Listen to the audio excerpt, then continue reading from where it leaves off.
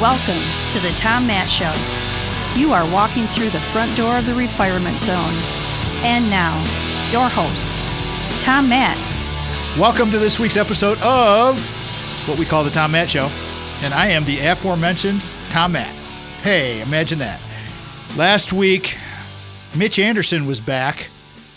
And Mitch is our premier producer. Mitch had some really good takes on technology, content creation. If you want to be a podcaster, if you want to write books, if you want to do these things, you need to find professionals that really know what the heck they're doing to help you do these things. Of course, you have to pay these people, but that's why they're professionals, because they get paid.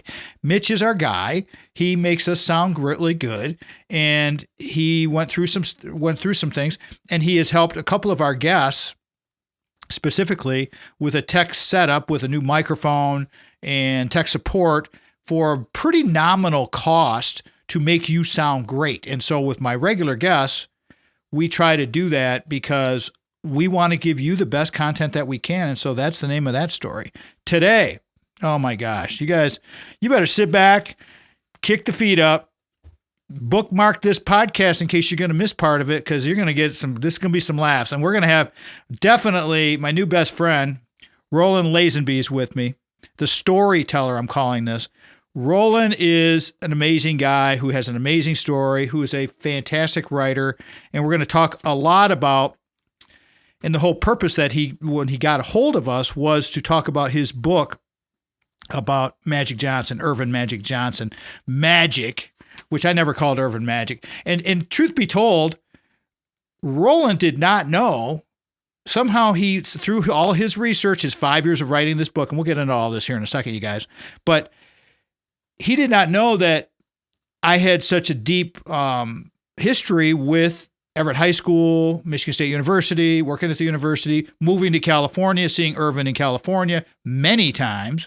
And so I read this book, which is 783 pages long. Let me give you these stats real quick, everybody, then we'll get to rolling.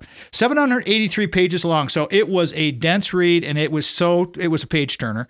13 pages of index, really small print, and 16 pages of bibliography, which he probably doesn't even know how many there were, because I mean, it's that well documented. It's that great of a book, and all of his books, I'm sure, are that way. Without much further ado, the Storyteller, my new best buddy, guy's greatness, Roland Lazenby. Roland, welcome to the program. You ready to do this? Oh, yes, Tom, and thank you for that wonderful introduction. My pleasure. My pleasure. I didn't do your, there's a couple things on your bio that I could read. I'm just going to do the really short one that came in the book, because I want you to go ahead and get going on this thing. Roland Lazenby is the author of definitive biographies of Michael Jordan, Kobe Bryant, and Jerry West. Now, let me do a long pause there for a second, everybody. Those guys, I think you might know some of those guys, possibly. And among other books, he spent 3 decades interviewing NBA coaches, players, staff members, and other figures while writing about the league. Lives in Salem, Virginia. He is an awesome guy. And I mean, he's got just a profound history in athletics. And so without much further ado, let's do This Is Your Life, Roland. Let's rock this bad boy. Let's go. How are you? I'm doing well, Tom. Thank you. How's that injury doing? You nursing that thing okay? Yeah, I had a great therapy session yesterday. I ruptured my quad, and I'm 71 years old. I'm an active 71, yep. And that has helped me in the recovery. I have a great young physical therapist. He's really pushed me. I've worked hard to push myself. I want to get back. These are sort of devastating injuries, so it's been good to have the kind of effort I've had behind me. Well, it's good to overcome stuff like that, because, again, as we were talking about pre-production, it's you know this. I mean, you were a coach for a long time. When you have these injuries, they can really they can mess with your head big time, and depression can come in, or you can turn it around the other way, and it's all about perception. It's like, okay, how am I going to turn this into a win? And because you can sit there and you can whine and you can play loser if you want, or you can play winner and go about it that way. I think both things happen. And I think that, it really depends. Are you going to deal with that whining and attack things or not? And I think that is a decision that comes out of this, because injuries are huge setbacks. They're devastating. I don't care what your age. Especially as we're growing older. Right. And so that's the whole thing. And that's one thing I talk about on the show. And one reason I love being a personal trainer now in my refired career, along with all of these other things that we do. You got to get in people's heads and you got to let them know the potentials are there, but you got to do the work. You got to do the heavy. I call it doing the big lift. If you can do the big lift, then you got a shot, because there's no guarantees to diddly crap. So talk about your family, please. Let the listeners know a little bit about yourself in the rest of this first segment. Would you please, Roland? Yeah, I've been married 49 years. Congratulations. To an absolutely beautiful woman in every way. And she is amazing. She's the most competent, smartest person I know. We have 3 kids. They're all fabulous. We have 3 grandkids.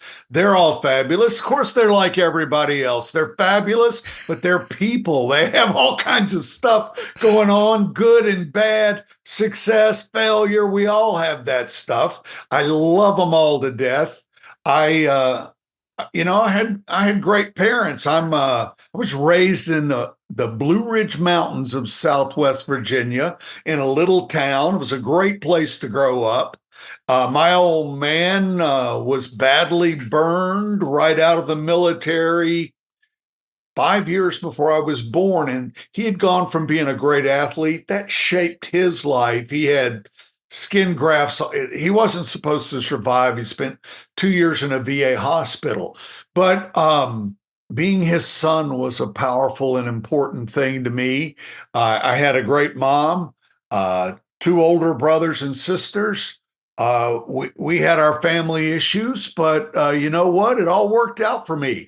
I had terrible grades, but somehow I had good boards and managed to get into Virginia Military Institute.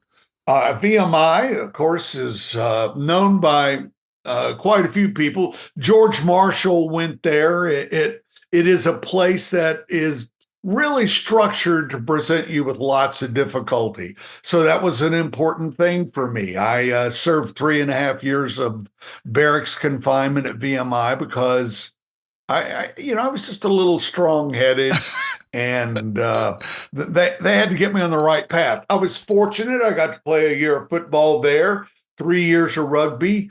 Those things sort of relieved all the barracks confinement. Anyway, I went on from there into teaching and coaching. Had the good fortune to coach the great Denver Broncos linebacker Ricky Hunley as an 8th grader in Petersburg, Virginia. Then I went to Blacksburg, Virginia, where Virginia Tech is. I became a varsity high school head coach at age 24 in wrestling. And I had an amazing group of young people, athletes. We ended up having a really good experience, and all of that was fantastic. And so my early life was really a storybook. Wonderful. Awesome. With about a minute to go before we go to break, I'm going to carry this through, Roland. Roland Lazenby is with us, the storyteller. Roland and I are going to do a lot more work together. Dave DeMarco is going to come together. We're going to put together this new thing. I'm not going to spill the beans just yet because I want to talk to the guys first and make sure we get it all dialed in. But good things are coming. We're going to talk primarily about Roland's new book, Magic. And it's just an amazing, amazing book. I mean, I read all 783 pages. I didn't read the 16 pages of bibliography, and I didn't read the 13 pages of index. But I'm telling you right now, having lived through so many of those years myself in my own life, it was like all these names and all these people and all of everything that was coming together. And when Roland and I did our pre-show call, he was like, I wish I would have met you before. It's like, we got more things, more projects coming with all this, because Earvin Johnson is he's just an amazing guy. And we're going to talk a lot about the book here and that whole putting it all together. Again, the storyteller, Roland Lazenby. You're listening to The Tom Matt Show. This segment of The Tom Matt Show is brought to you in part by The Source of Light and Power by band leader Archival and broadcaster Mitch Anderson. Hear the sound that is endorsed by Odyssey headphones, linear tube audio, RME converters, and Peluso microphones at sourceoflightandpower.bandcamp.com. This is The Tom Matt Show.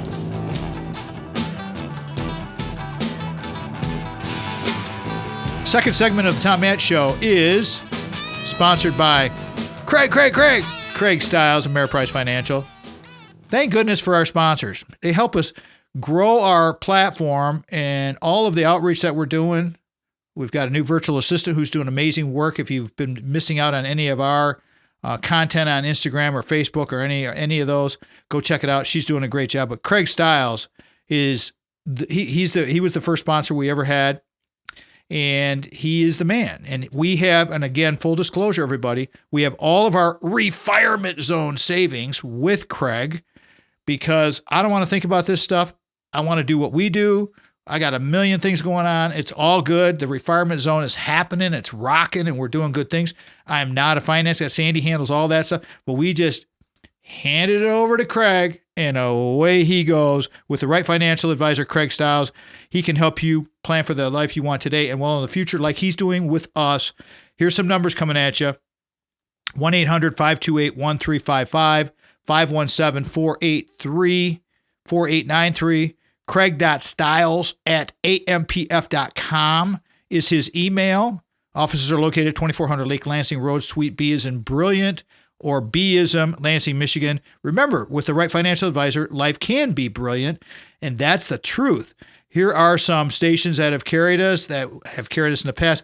Broadcast radio is really goofy. WGHN 92.1 FM in Grand Haven, Michigan was the first station to ever carry us on broadcast radio, and I will continue to say thank you to them.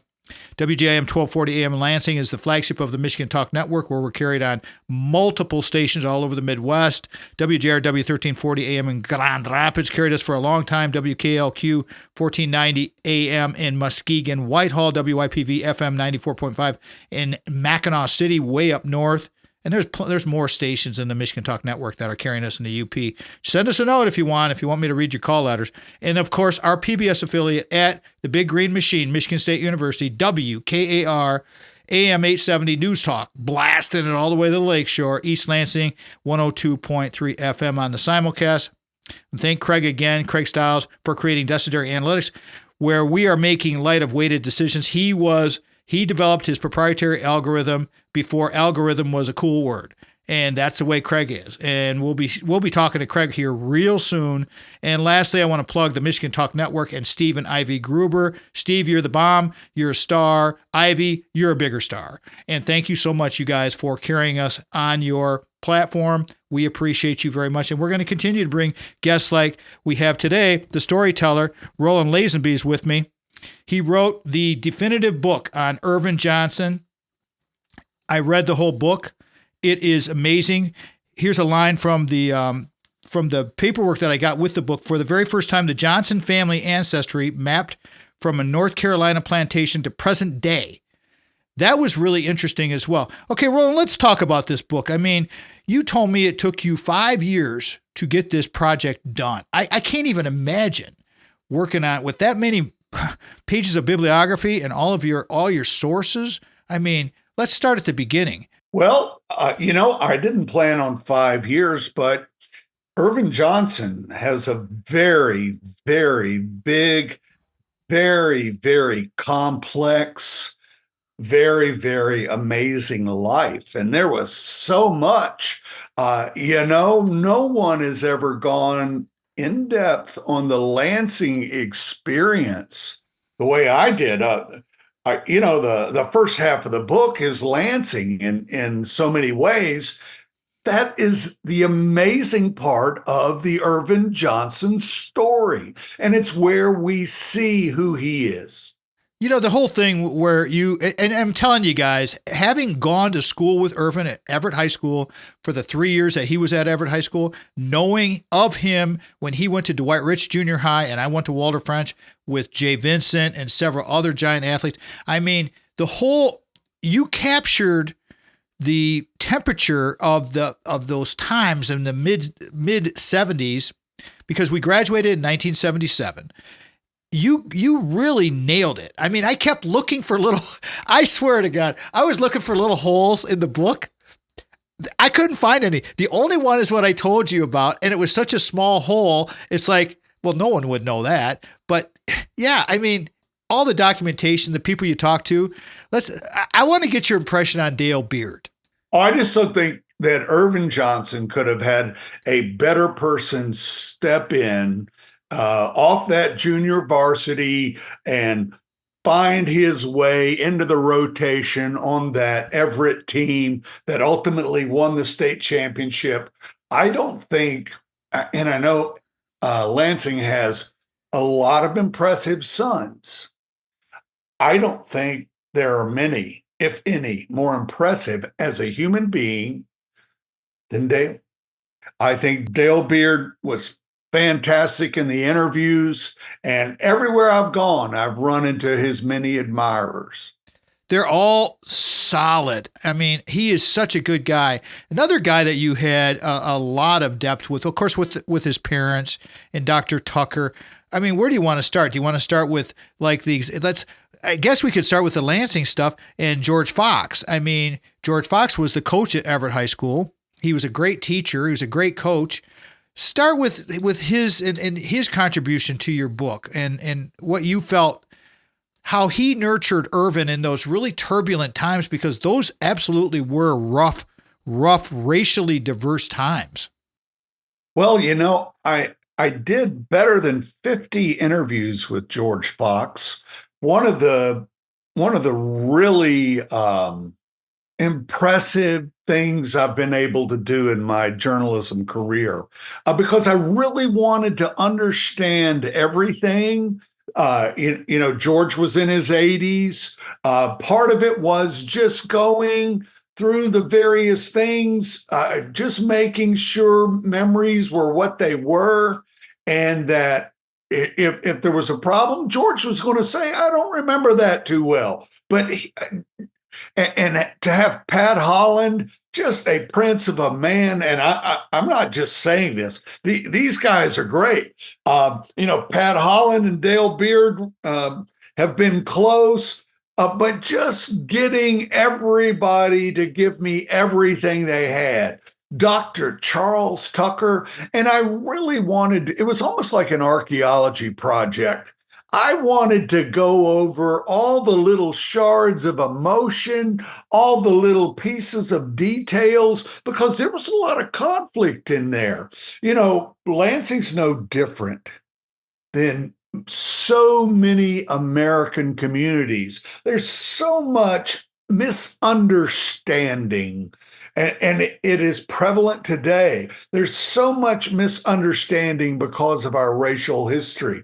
But what I was amazed at early on, Lansing was this place that really wanted to empower Black males. And they did it in ways that were impressive for that era. They're impressive today. I think that might have transferred over. I'm going to carry this through, Roland, because we're going to come up on break here. Let me reset this, everybody. The Storyteller's with us.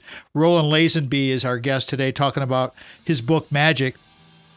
I do believe, and we can come back and talk about this when we come out of break, that Michigan State with Duffy Doherty and the way he carried things through in the 60s really set the image for this mid-Michigan area. And a lot of people don't remember that. And we'll talk about that when we come back. Again, resetting this, The Storyteller.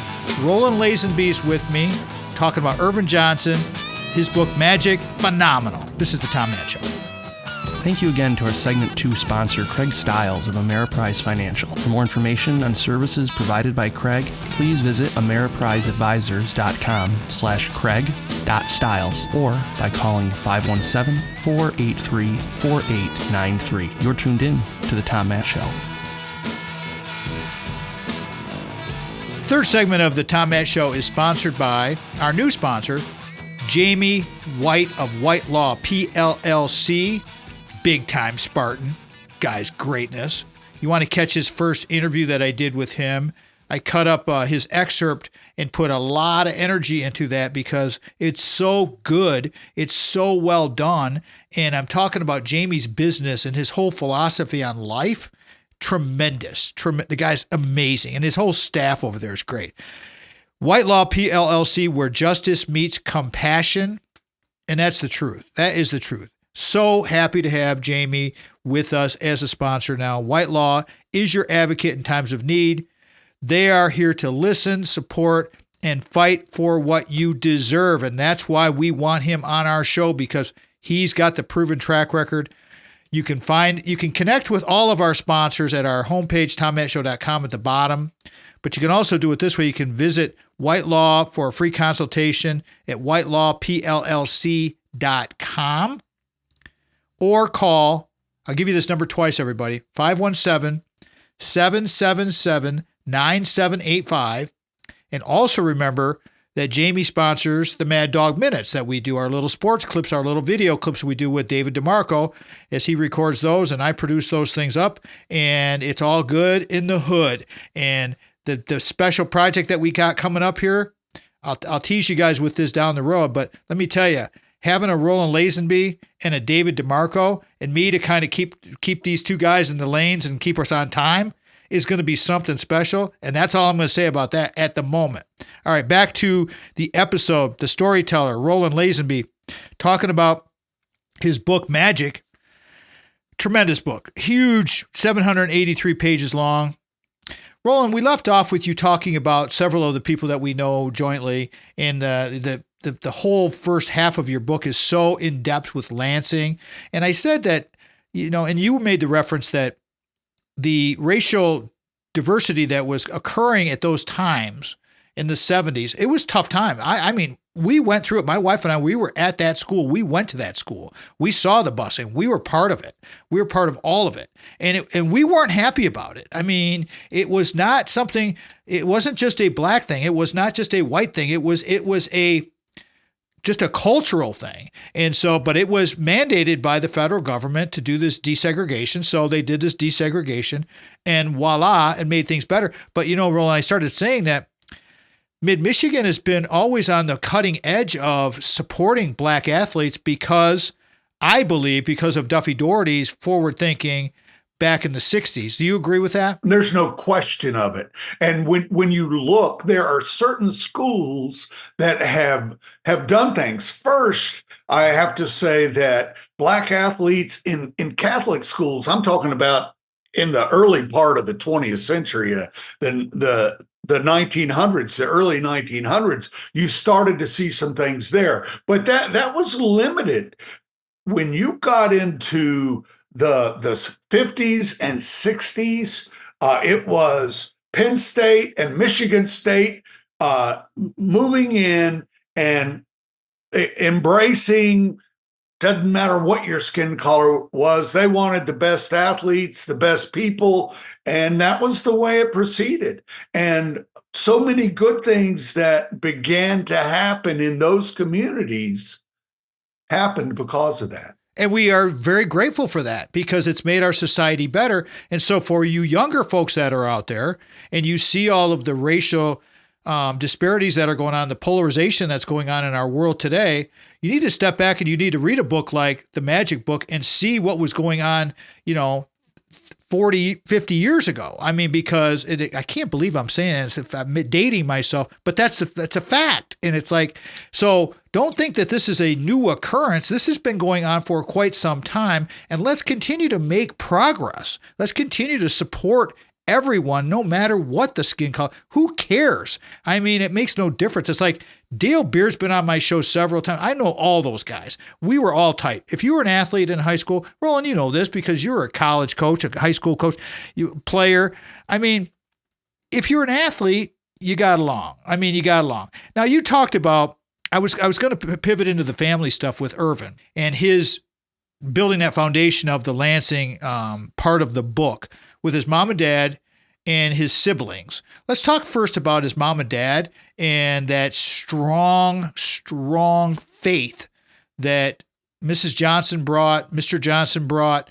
I mean, but it was an interesting thing. Can you talk about that, please? Right. And you're saying great things about skin color doesn't matter. It's not black that's the enemy or white that's the enemy. It's misunderstanding that is the enemy. And America has a very complex racial story. And that's the only point to all of that. And it takes time to gain that understanding. And of course, that was the kind of thing that began happening in Lansing. It's fascinating. And a big part of that, The last thing, as Dr. Charles Tucker, who's another figure that gave me many interviews for this book, as he explained, back then, it didn't matter if you were black or white. Nobody wanted to be uprooted and bus to another school. At the time, that was the only way to really start to get the races together so they could be classmates, teammates, and begin to work it out. And part of this is that story.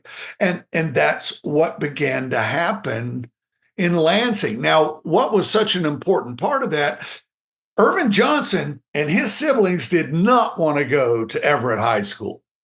They did not want to leave their neighborhoods. And their parents were by the book people, an incredible family.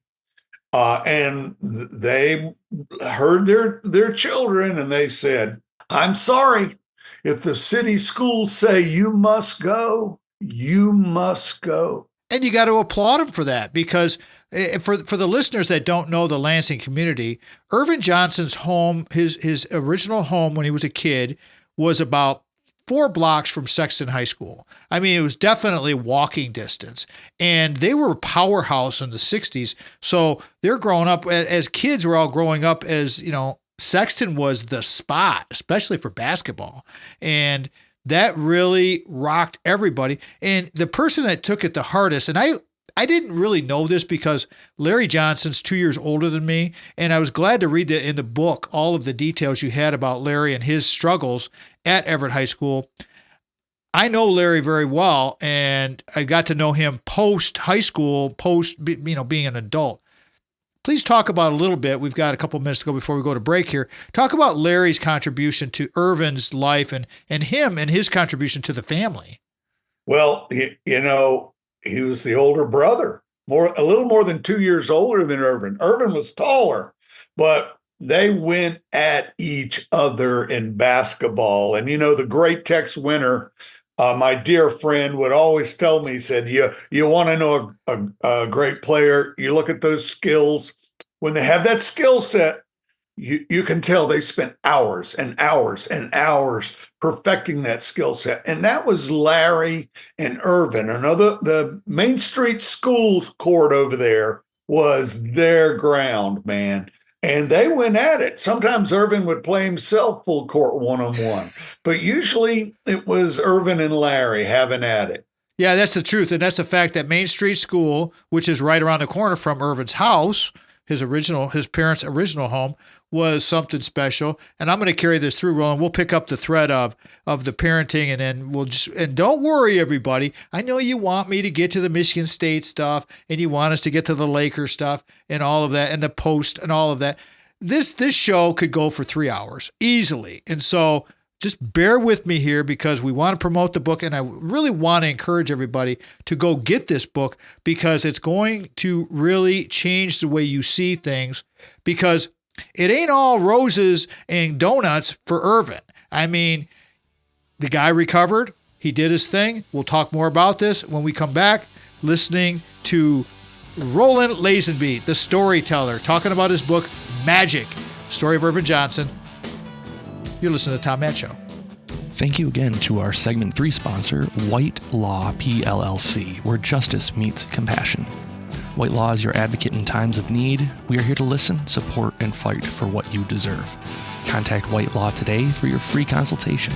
Visit us at whitelawpllc.com or call 517-777-9785. This is The Tom Matt Show.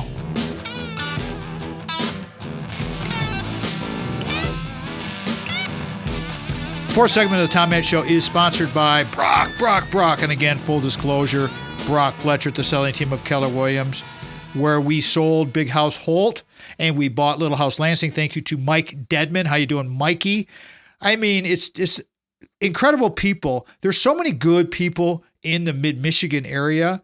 It's a testament. And that's why we love calling Lansing, Michigan, the refirement zone, because the refirement zone, which we started here, it started right here in mid-Michigan. And I like to say that Lansing is the home of the refirement zone. Brock Fletcher is the guy you can trust. Again, I told you about full disclosure. A couple of numbers coming at you here. 853-6408.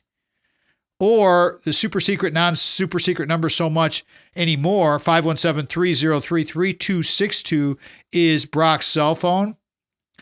Text him.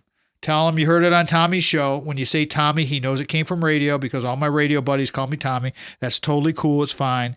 But they have an awesome team over there. And the thing about Brock, Mike, and the whole crew and the whole team over there and the support that he gives to the university, and all of our sponsors are big-time MSU sponsors and supporters, you got to go with the team. I mean, he is a team guy. They start spending money on marketing, like sponsoring our program, way before they ever get your listing.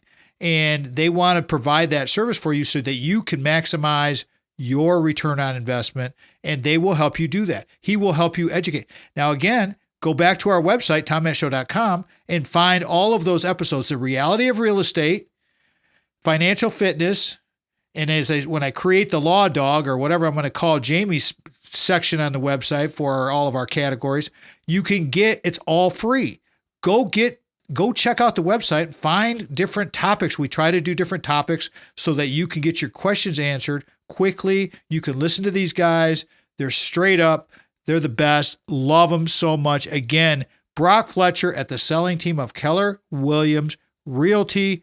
Trust is our middle name. Love all of our sponsors. And I want to thank all of them so much for what they do for us. It's just incredible. They believe in us, and it validates what we're doing. And that's why we can bring a guest, an awesome guy like Roland Lazenby on, the Storyteller, talking about magic, his new book, Magic, Story of Earvin Johnson, all 783 pages of it, and I read them all. And I'm telling you, it was a page turner. I may read that book again. I mean, Roland's going to be kind enough to give me a few copies. If you're on the Tom speed dial, you're probably going to get a call. We'll probably hook you up because everybody needs to read this. If you're living in Lansing, Michigan, and I know several people that I need to get this book to, absolutely would be just thrilled to read this, and you will as well. So let's get into some basketball here. Post high school, we've talked a lot about Lansing. We talked about the parenting. We talked about Larry a little bit. Dale Beard's a great friend. Let's continue on with Michigan State, and then we'll move into the Lakers. But the research on the Michigan State stuff, because Earvin was a man-child in junior high. I mean, at Dwight Rich. And so the craziest thing, and I don't know if I told you this or not, but we were all shocked because we're all friends with Earvin back in those days, of course, because we were all athletes. But when Earvin came back from his freshman, I guess, orientation or whatever it was at Michigan State back in 78, his hair was gone. He had his big afro was gone. We were shocked. It was like, what? You know, it happened. And all the detail I have in this story, and I wrote a lot about the afro. Yes, Dale you did. Beard talked about how hard they had to really sort of put caps over their hair. They take it off and it would pop out into these glorious afro halos. And that was the main thing then. And I was so busy trying to get down the dynamic of Judd and Earvin, because that was quite a clash that people don't realize.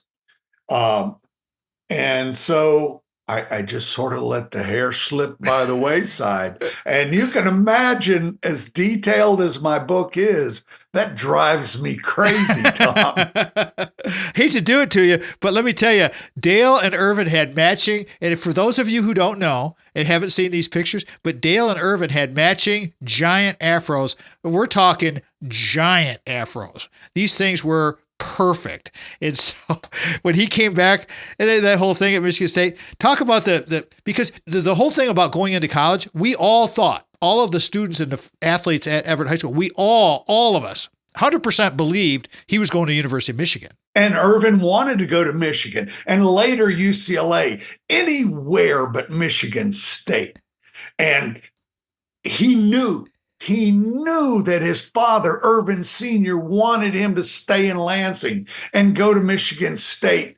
And he did not want to do it. He wanted to step out. He didn't trust Judd Heathcote, but everybody was promising him things about handling the ball and that stuff. It was really hard at that time for him to trust who was going to stick him doing what.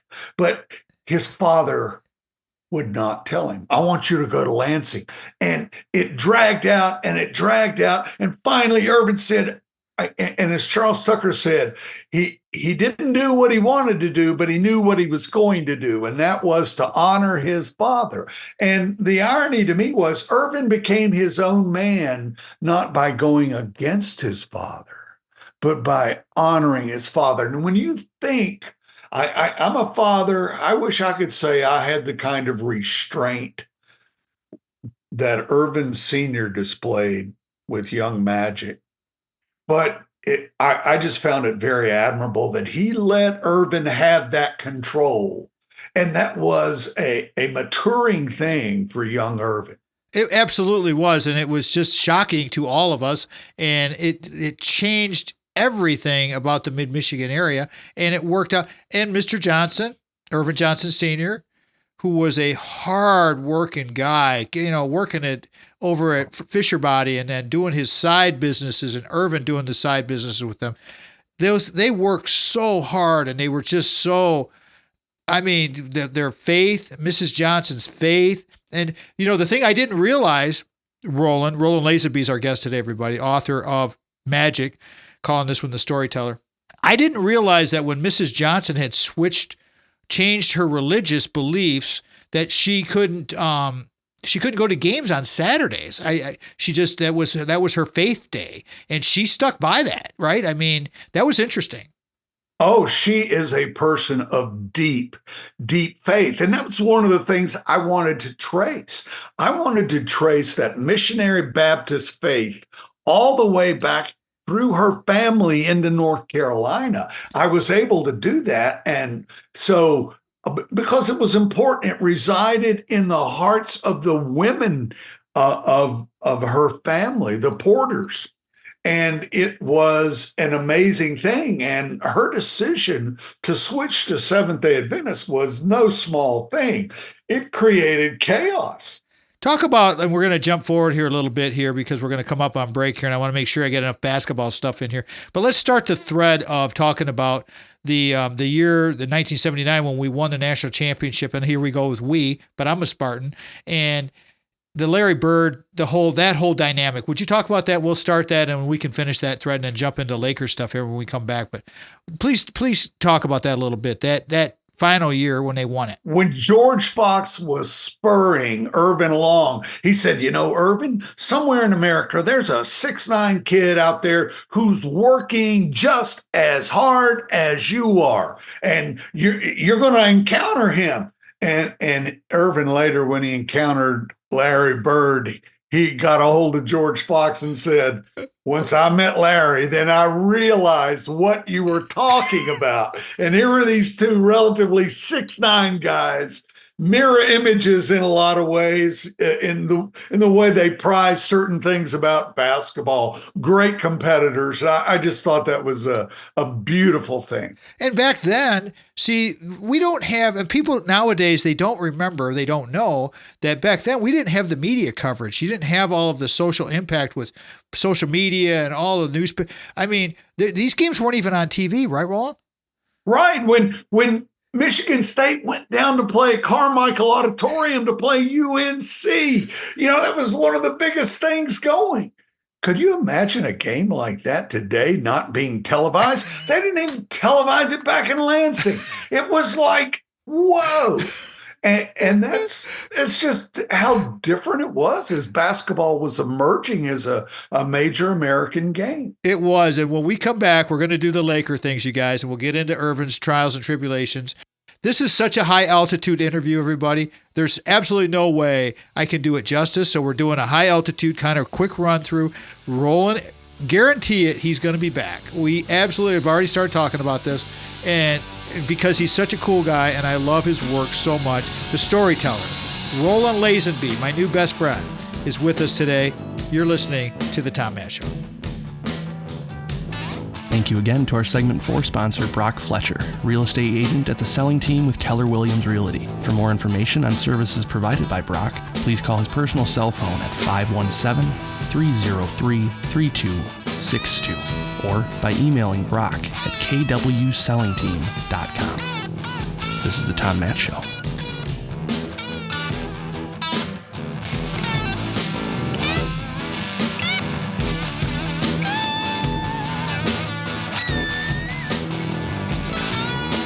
I want you guys all to remember to connect with us. Please go to our website, tommattshow.com.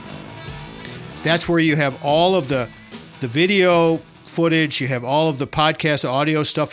Everything is there. Our blogs are there, everything. We've been building that website now for 13, 14 years, and it gets changed every week. We update it every week, and it's a joy to have, and it's there for you. It's there for our sponsors. For anybody that's looking to find any of our old content, please go there. Roland, how would you like people to connect with you? And then we can get back into this fantastic story about your book, Magic. How would you like people to connect with you? Where can they find the book?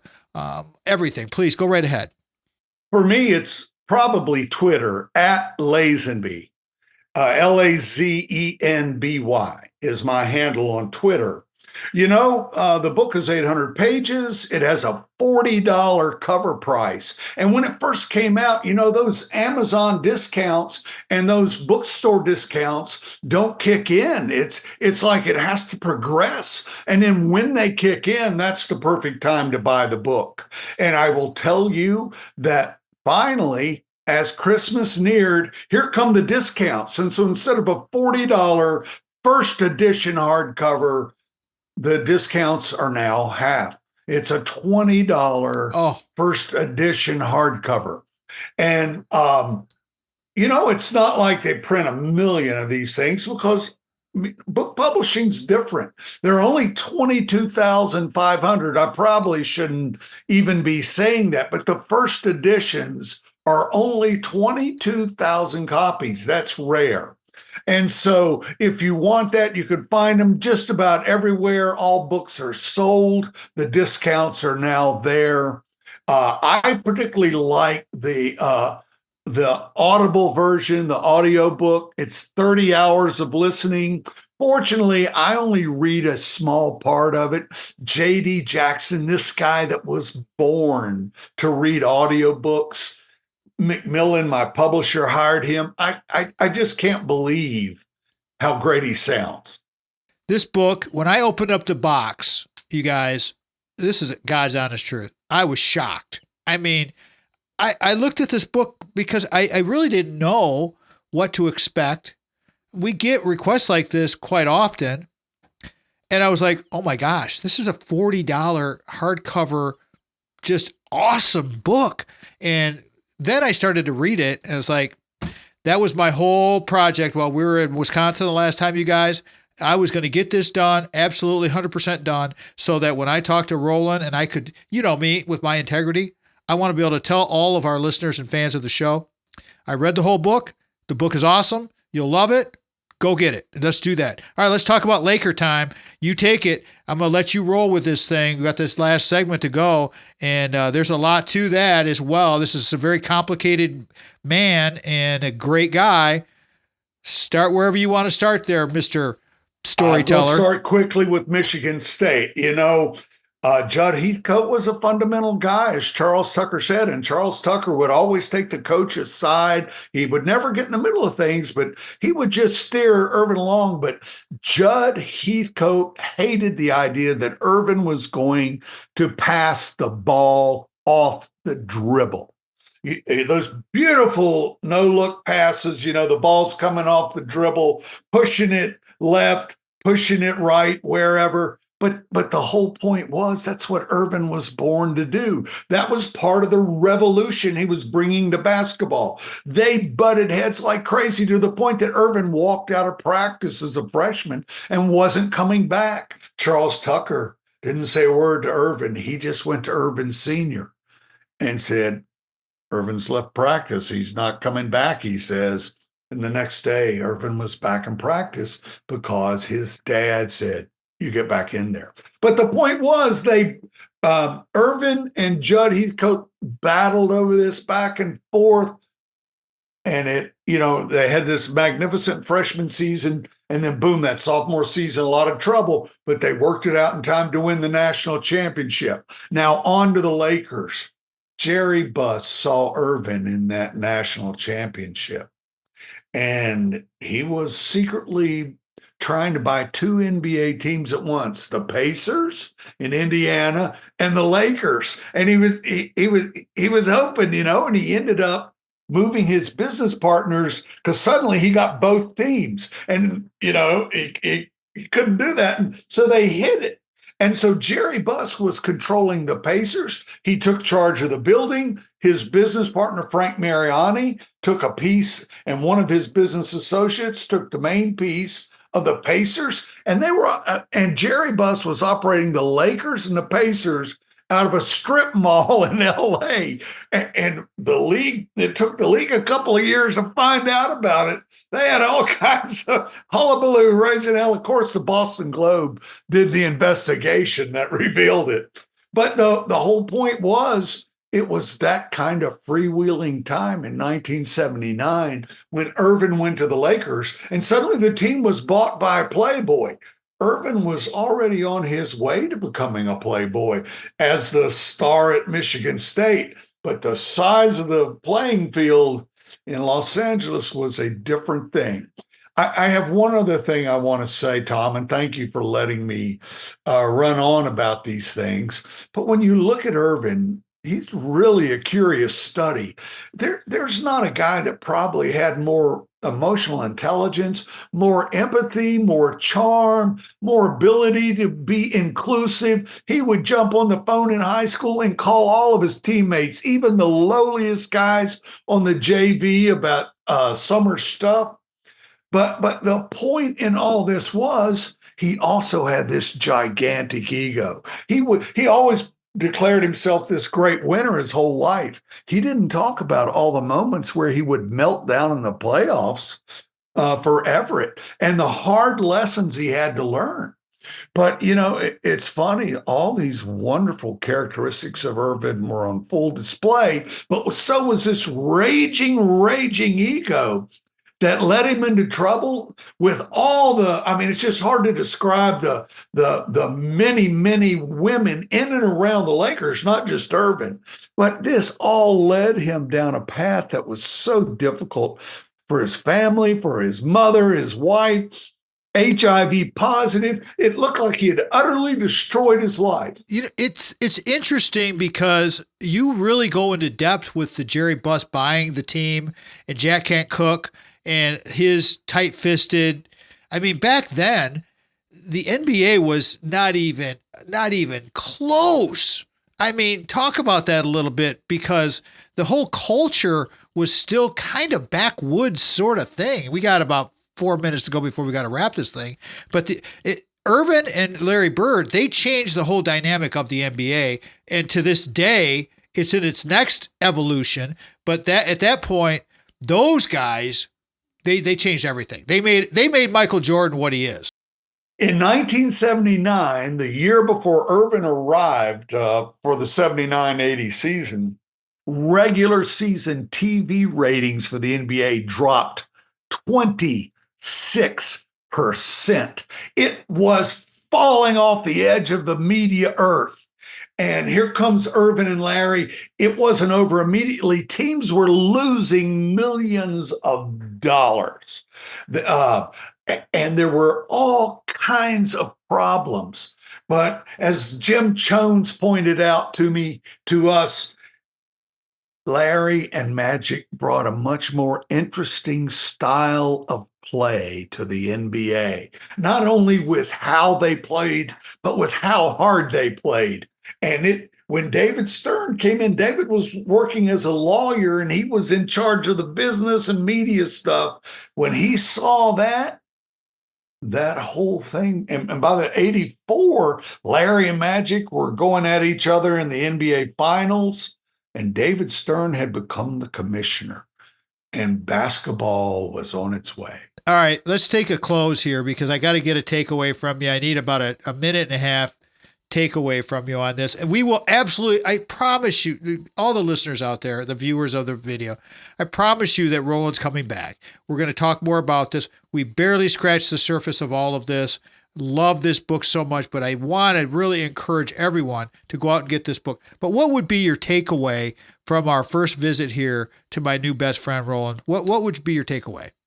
Well, my takeaway is I absolutely love this show, and I absolutely love being able to engage with everything you bring from the Lansing community, from that era. Thank you. I wrote this book because I was a 24-year-old varsity head coach in that era. I have a great love for those things that happened for me. And I just want to tell you, to engage this way is what I've been dying to do since I wrote the book. I had all of these sessions. I spent 5 years of my life talking with George Fox and Pat Holland and Dale Beard and Charles Tucker and all these different people in the community. And I am absolutely astounded by Lansing and all the things that happened there.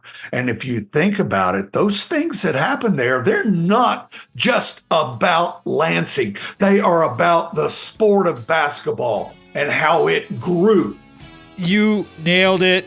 We're going to get you back very, very soon. We'll continue this whole conversation. If our show fits your business or group's mission, everybody, we want to be of service to you through our guests like Roland Lazenby. Thank you so much, Roland. This was so much fun. I enjoyed it so much, and I appreciate your time so much. Thank you so much, my friend. Thank you, Tom. My pleasure. Again, thank you to Roland, Sandy, Craig, Brock, all of our students that have worked with us. Always remember, before you can share love with others, you must love yourself first. That's what we close the show with every week. Go out and ignite your life. You know that the Tom Matt Show is a production of Boomers Rock Media. And lastly, I want to say thank you so much to Mitch Anderson, the producer, who does it all. Tom Matt Show is a production of Boomers Rock Media. We want to bring your story to life. Thank you so much for listening. We are out.